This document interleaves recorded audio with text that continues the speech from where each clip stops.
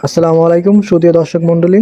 খুলনায় আজ সকাল 12টা থেকে শুরু হওয়া তীব্র বজ্রবৃষ্টি ও মুষলধারে বর্ষণে নগরীর বেশ কিছু এলাকায় ভয়াবহ জলাবদ্ধতার সৃষ্টি হয়েছে।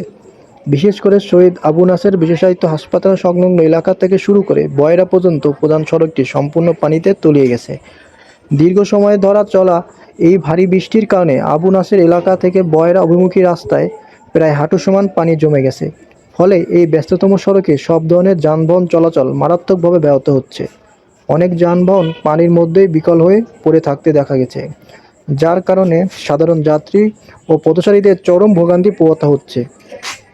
স্থানীয় বাসিন্দাদের অভিযোগ, এই আকস্মিক ও দীর্ঘস্থায়ী জলাবদ্ধতার মূল কারণ যথাযথ রক্ষণাবেক্ষণের অভাব। তাদের ভাষ্যমতে আবু নাসের এলাকার প্রধান দুটি বড় ড্রেন দীর্ঘদিন ধরে বন্ধ হয়ে রয়েছে। বৃষ্টির পানি নিষ্কাশনের প্রধান এই মাধ্যম দুটি অকার্যকর থাকায় সামান্য বৃষ্টিতেই রাস্তাঘাট এভাবেই সাগরের রূপ নেয়।